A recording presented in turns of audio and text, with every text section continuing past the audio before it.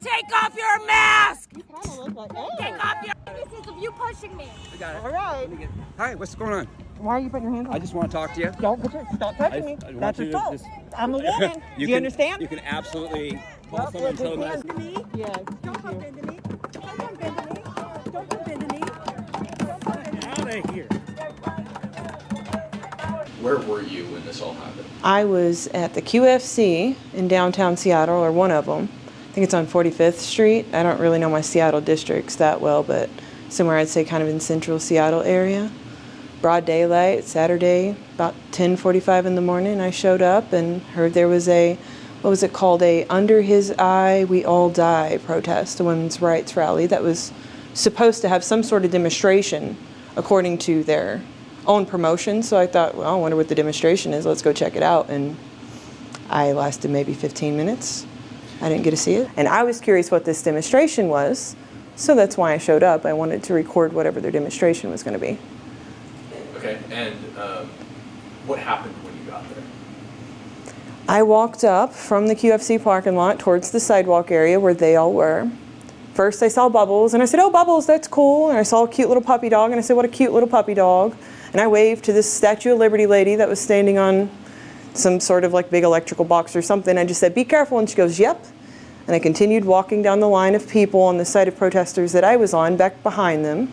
I made it down to the end, and I was kind of commentating in my video about how there's a lot of people on the other side. You just can't see them through the traffic right now, but we'll see them in a second. And I started filming some of the signs, and I was reading them for my camera.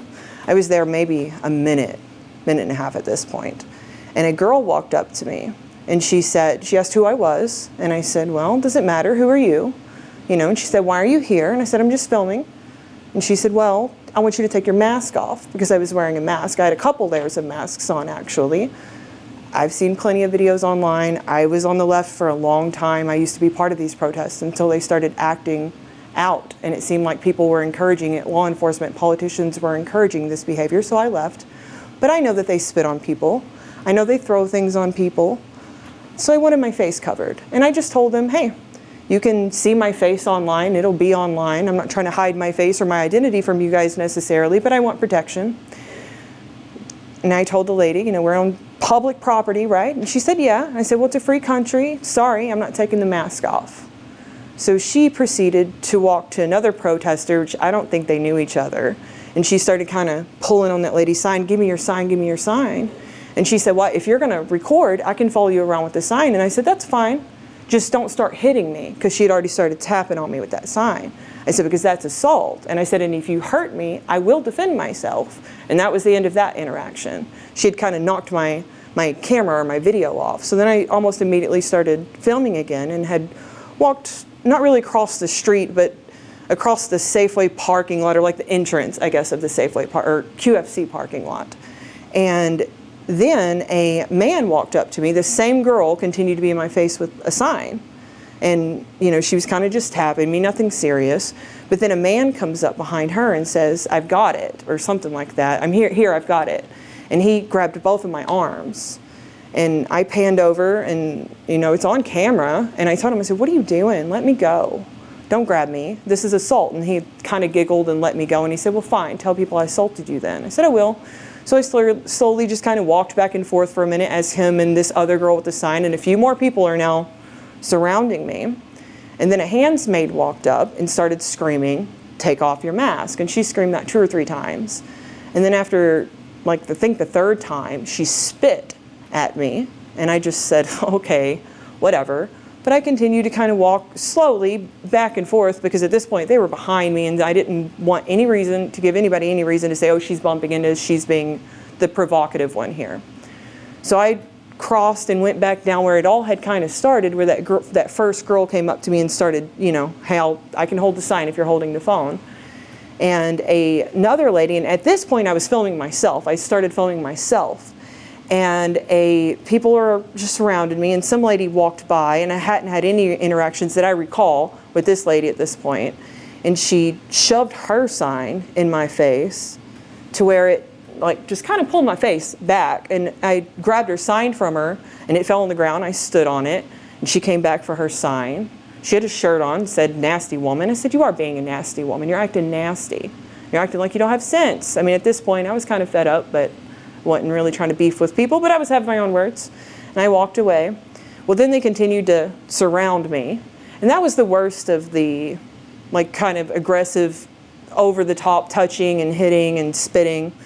But there were multiple men that kept going shoulder to shoulder with me that were kind of hurting me in the direction they wanted to hurt me. And I kept saying, get away from me, just leave me alone. You know, there's no reason why I can't be here. Your signs are saying anti-fascism. You're acting like a fascist at this point because I'm a woman trying to freely walk down the sidewalk. I don't understand why you won't let me record you. You seem like you want attention anyways. And just kind of verbally going back and forth with these people until finally I said, this is why I left the left right here, as they're all just kind of angrily yelling at me and beating on their drums. And so this is why I left, because I used to stand with you guys and you started acting like this. And that kind of, I guess, clicked in a lot of their heads, because you can see in the video, a lot of them just kind of dispersed and backed off.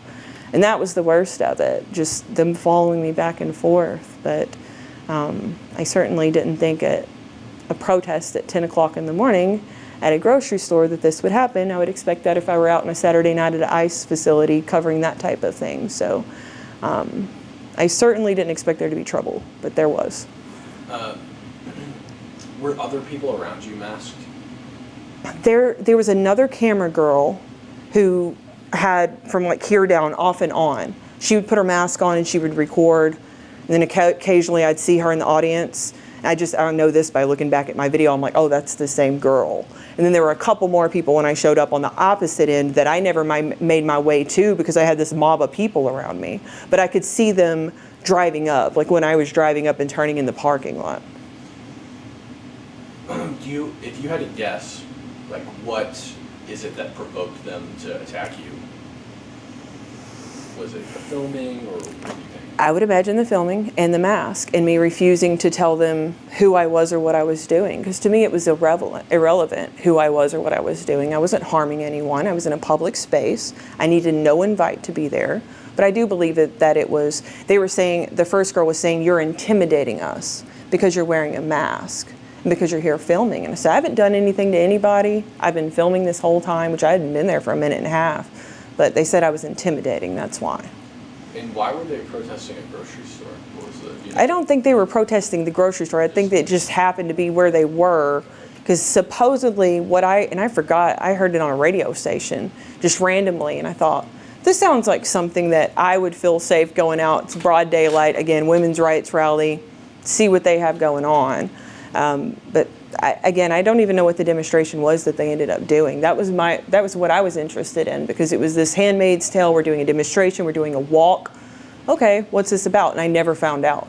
It was just a bunch of people holding signs, and they were all over the place. Some were about Epstein, some were about fascism, some were about women's rights, some of them were anti-Trump, just Elon, Tesla. The general theme didn't seem to be women's rights, but that's what was advertised. And okay, so what happened like directly following the assault? What did you do? Where did you go? Well, they had followed me back and forth for that 15 or 20 minutes, and I wasn't parked very far. I didn't want them to see what I was driving. So when I had finally just kind of said, this is why I left the left, and everyone started to disperse, and a group of them had kind of left and went in the opposite direction in the parking lot, the ones that were really in my face the whole time. And I think two of them who like assaulted me were in that group and left. And so I started I thought, this is when I'm leaving, and I started making my way around. And then the masked camera girl was following me, and we were recording each other back and forth. And so finally I got in an elevator, and there's like this parking deck thing they had. And so I got in the elevator, went upstairs, kind of walked around for a little bit, kind of sat down between some cars, walked around for a while until I just made sure nobody was following me at that point. And then I got in my car and I left. Why do you think they went after you for recording with a mask, but not the other person who was recording with a mask, or any of the other masked people there?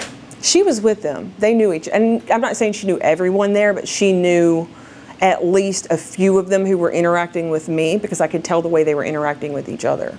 So they knew that she was friendly. Like, not that I wasn't being friendly with them, but they knew who she was and her intent. They didn't know mine, which, had they not assaulted me or anything, it would have just been a video of people holding signs on the side of the road. So do you think that the reason they chose to attack you and not the like other quote unquote friendlies was just because they believed that there might have been a chance you didn't agree with them? Totally. Totally. And I mean, we had some vocalizations back and forth. You know, I let them know. I said I was part of the Democratic Party for like a decade. I used to stand out here with y'all and do vegan and environmental stuff all the time, you know, pro-LGBTQ rights. But then y'all started acting like this, or at least I moved to the PNW and this is how they acted up here. They didn't act like that down south where I was from. Perhaps it's just a cultural thing or more of a regional thing, or what's acceptable by local politicians, local police, law enforcement. I mean, I really don't know. And speaking of law enforcement, are you planning on taking any action against these people for what they did to you? Yeah, I've spoken with the Seattle Police Department. I have a case number. I've given them my video evidence as well as chatted with them, let them know the whole story, and I'm hoping, I've heard that it's being passed to a detective, and I'm sure they'll have questions, so I'm hoping to hear back then, hopefully soon. How has the process been with, well, first of all, how many days ago now was this? So today's Friday, and this was the past Saturday. By Sunday, I had talked to enough of my own little circle and people that I know that are within law enforcement, that are attorneys and such. They've seen the video footage, kind of gave me their feedback on what they thought I should do about it, the seriousness of each incident. And then by that Sunday, speaking with you and a lot of other people, you know, gave great advice. I decided at that point that's when I was going to contact the Seattle Police Department and pursue charges at least against the woman who spit, the man who grabbed me, and the woman who shoved my face back with her sign, because those were the most serious and they were all caught directly on camera and we have their faces. I contacted them Sunday at about 4 p.m. for the first time, spoke with, I guess technically it would be like just some kind of dispatch or something. And they immediately gave me an event number. I guess that leads up to actually filing a police report. We played phone tag Sunday night for a while, and then they ended up calling me back really late, and I missed the ending of their phone call Sunday. And then I had a pre-planned vacation, so I was out of town Wednesday through Thursday. But then this morning, as soon as I got back, I started getting back in contact with Seattle Police Department. And for a while, it was weird. We were playing phone tag, but they were calling me, and I was getting their calls. And I mean, I swear, as soon as it would pop up, I'd hit that answer button. And I mean, I didn't have time. And so this went on. I probably spoke with them requesting those calls, because when you call and you request a call, they'll call you back 2 times. And if you miss it, then you have to call them again. They'll call you back 2 more times. So we continued to do that. And then finally I told them, I said, you know, I have an interview this evening. I'm going to be gone between, 4:30 and let's just say 7, just to be safe. If someone could call me back before then, that would be great. I would love an update. I want to update my audience as well on what's going on. And then I want to say maybe around 4, a little bit after 4 today, I got that phone call. I was able to answer. She was, I think her name is Officer Rodriguez, very nice woman. She took my report. I feel like she took it seriously. So she promised me it's going to be passed on to a detective along with the video footage. What was it, what was kind of going through your head when these people were surrounding you and did attack you? I was kind of shocked that it was happening in broad daylight, especially when the man grabbed me. I remember thinking, you're just preaching to me 2 seconds ago about women's rights. You're over here screaming on the corner, and now you're over here grabbing a woman in the middle of the road unsafely. Not the actual roadway, but like the entrance and exit to QFC. There were cars coming and going, but I was shocked that it happened. I had actually turned down people you probably maybe know well in this area to go to Portland with them this weekend to cover ICE facility. And I said, I don't know how safe I feel doing that. And I told them, this is where I'm going instead. And they said, if anything happens worth noting, let us know. And immediately as I'm leaving, I'm sending them everything, like, holy crap, you guys. I was there for 15 minutes and all this stuff happened. I'm shocked. The last protest I had been to was Chaz's Shop, and I was actually on the left then, and that was when I really started questioning things pretty deeply, and that was the type of behavior I was seeing there during the day. But again, that was like an occupied zone, so I kind of knew maybe I was stepping into somewhat unsafe, unsupervised territory, but I didn't expect this at all, during the day. Especially unmasked, because most videos, when I see people getting attacked, they're masked most of the time. Not always, but I thought it was very bold. Yeah, and do you have you had any kind of feelings during the process of reaching out to the police, like when I was going through that process, and I know you're still kind of just at the beginning of it, for me it was, I mean, it was just like despair. Like I was afraid that I would just never be able to get through to them. I'm afraid maybe they won't do anything about it. You know, that is a concern. That, or perhaps them even having some sort of, I've seen some of the things the Seattle police chief has said, has nothing to do with me, but just some sort of retaliation, even just media wise. Like, what if I pursue this? Like, I don't have that big of an audience. What if they try to smear me in some way when I've done nothing wrong? Like, hey, this crazy right-wing lady, which I'm not even near right, came and did all this stuff, because I've seen the way they try to spin stuff. Not that I necessarily care what people think about me, because I don't even know these people, but that is something that crossed my mind. Now, whether that's justifiable or not, I don't know, but I've seen case and case again in Seattle and Portland, just watching local journalists and stuff having a really, really hard time getting them to pursue any sort of crime that they've been a part of, been a victim of. And you said you left the left. Can I hear a little bit more about that and sort of where you're at now? Yeah, I mean, now I would tell you I'm centered as heck, but the left would say I'm far right, super far right. I still hold a lot of my same beliefs as I did on the left, but I didn't feel like the Democratic Party was at all encompassing any of those beliefs anymore. And I felt that, to me, equality was always a big thing, not necessarily equity. And so when they started pushing equity really hard, I had always questioned things like affirmative action, even when I was on the left. And it went from, equal rights to equity all of a sudden, and I started questioning that, as well as I started questioning some of the agenda that they were pushing within the LGBTQ community. And I saw how hateful they became towards me, someone who was their ally for a very long time, how aggressive many of them became. And I decided that there's nothing here that represents my views.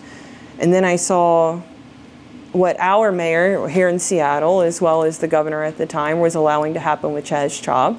I saw a presidential candidate at the time, Kamala Harris, go on Stephen Colbert and say they shouldn't stop and they won't stop, referring to just the nationwide riots in general and how awful they were becoming. And I thought, between that and it seems like they're going towards kind of open borders, I guess, obviously I'm speaking in hyperboles here, but they wanted to start giving free health care to illegal immigrants, and just I started questioning a lot of it. I saw how hostile they became, and I decided this isn't for me.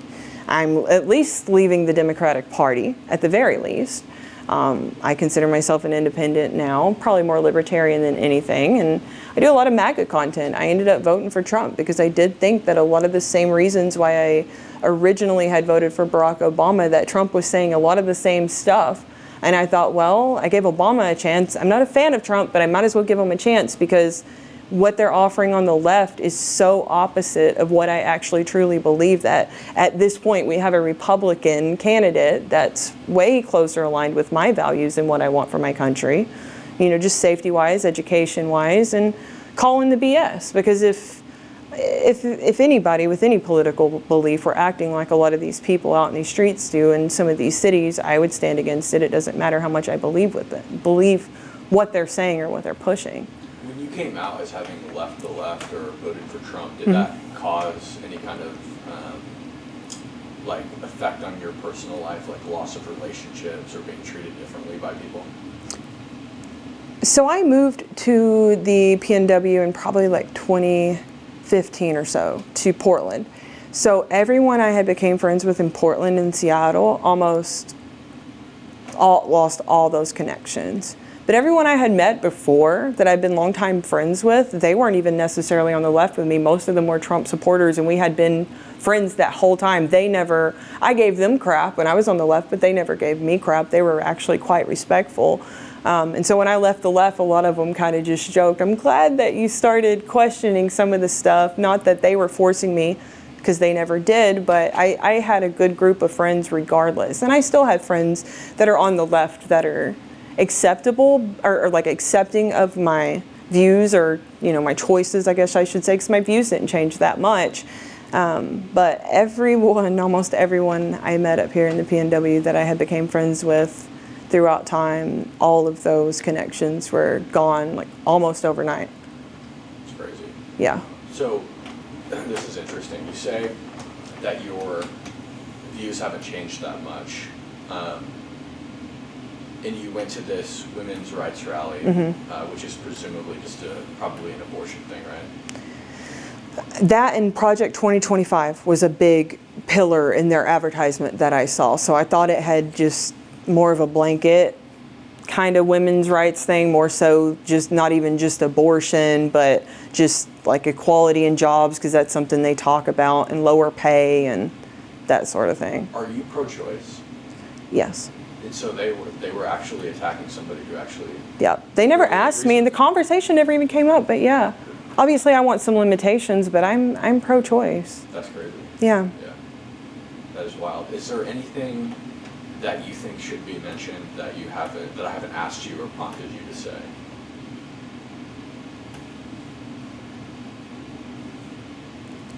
For anyone who sees these videos and sees these crazy scenes, just know that a couple of those people in the background that are standing with them are paying attention.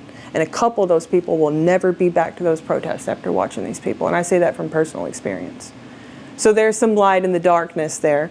But, and also to the other people standing in the background doing nothing, shame on you. You should be stopping that type of behavior. As I mentioned many times that day to multiple of them, this is hurting your cause, not helping it. And I could just see the look on these people's face, almost like, yeah. But they wouldn't, many of them wouldn't say anything because they know they're now an enemy if they do. But I think a lot of more people are exhausted. Even if they tend to agree with some of it, they're exhausted with the behavior. Maybe not all, but that's my hope in it, is I get the general feel that even some of the left is not going to tolerate this much longer. What would you say to somebody who's on the left that might just have like a flicker of questioning inside them that could potentially be pushed over the edge? Question the people you hang out with first, you know, and be open-minded to talk to people who don't necessarily agree with you on things. Like if you're pro-choice, talk to someone that's pro-life. Or if you're pro-gay marriage, talk to someone who's against it. They're still not your enemy, and it doesn't make them a bad person. And I think a lot of people would be, especially on the left, would be very surprised at how accepting people are, even if they disagree with them at the end of the day. I'm not saying that there's not nasty people all over the political spectrum, but I've seen a lot of people on the left who, they live in a bubble and they think that anyone who isn't in that bubble with them just hates them to their core or wishes bad on them. And that's more of a them projecting onto everybody right of woke, is the way I like to say it. There's a lot of support out there, and I think that a lot of them are as hostile as they become because they believe that everyone else in the world feels that way towards them, and that's not necessarily true. And I guess lastly, where can people find you across all platforms? Best place is Viv Ivy or Conspiracookie on TikTok. But if you'll just look on Conspiracookie on Google, all my stuff will come up.